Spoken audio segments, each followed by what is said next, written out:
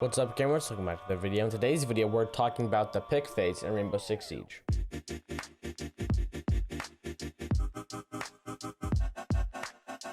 Before we go any further, links to my Twitch and Twitter in the description below, so make sure you go check those out.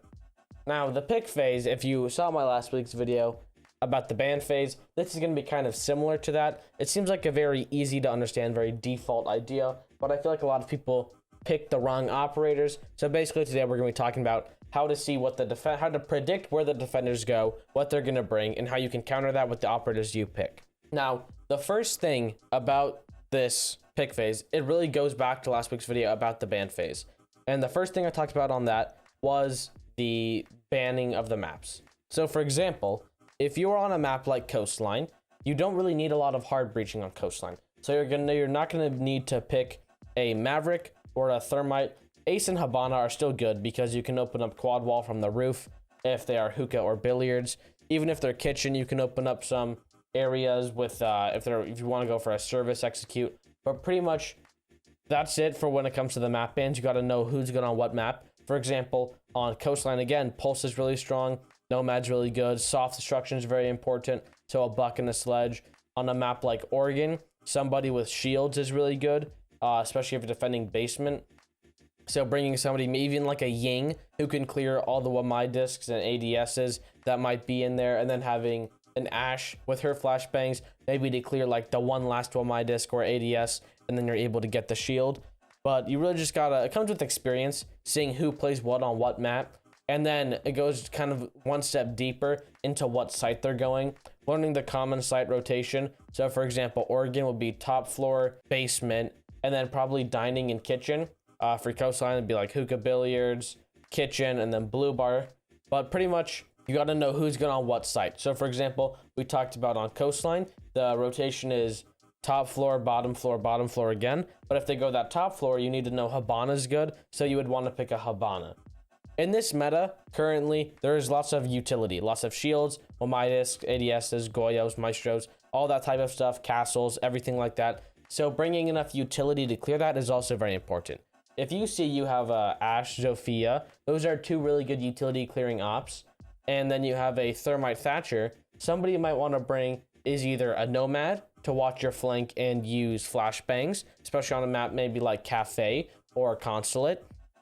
Or you might want to bring somebody like a Buck, who can play vertically, but also has flashbangs to clear the Wamai discs and Jaeger ADSs, pretty much everything like that. The most common lineups for a attacking setup will usually be a hard breach if you're on a traditional map, not like Coastline. Your Zofia and Ashe, those two are pretty much always there, to be honest, especially in this meta. Then you have two other picks you can use. Usually Thatcher is going to be banned, so you can't, no, Thatcher's not going to be available. So either a Gridlock for flank watch or a Nomad, and then maybe your last pick is somebody that can play vertically a lot more, maybe a Sledge or Buck, or maybe you see, going back to the ban phase, that Echo and Valkyrie are unbanned. So you might want to bring an IQ in case they have those operators. You might see that a Twitch is unbanned. I mean, not Twitch, Amira is unbanned. So you might want to go and pick a Twitch. You might see that Wamai is banned. So that means there's nothing to stop a Capitao bolt. So you might pick Capitao. And then this goes back to the other way as well with defense. Usually there's going to be some type, you're always going to have a Jaeger pretty much. You'll usually have a smoke. And then the other three are really site dependent. Usually you might have a Mute for wall and drone denial. You might have a Mazdia for drone denial, and then a Valkyrie for intel. So if you see, okay, Thatcher's unbanned, somebody like Cade is going to be really strong because getting those Electric Claws out of certain places are uncalliable, and they're really difficult to get. Or you might see that a IQ is banned, or they might not bring an IQ, because in competitive, you can see what operators are bringing ahead of time, and then you have a chance to adjust one operator in that lineup.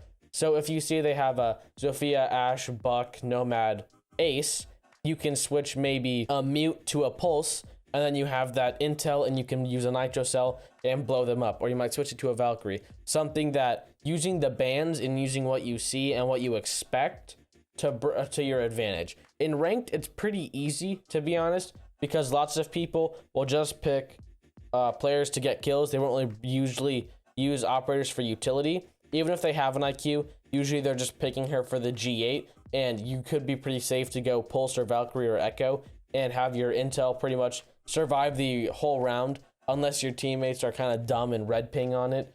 Pretty much that's it for the pick phase. It is very map dependent. It really depends with the bans.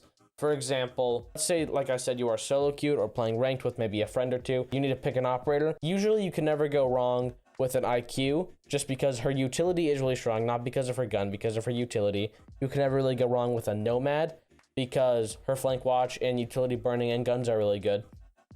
And if you don't have a hard breach, you can always pick a Maverick who's a 3-speed with a good gun, frag grenades, and nothing on a wall can stop him. So I really recommend Maverick a lot. On defense, you can never go wrong with a Jaeger. Usually you can never go wrong with a Mute. You can go wrong with like a Cade and a Bandit. Sometimes you won't have a wall that you really need to get.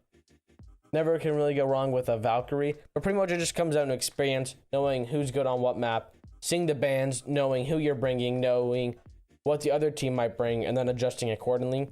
But that's pretty much all I have to say for this video. Thank you for watching. If you enjoyed, remember to like and subscribe. I stream pretty much every day. Link in the description below. Thank you for watching, and peace out, gamers.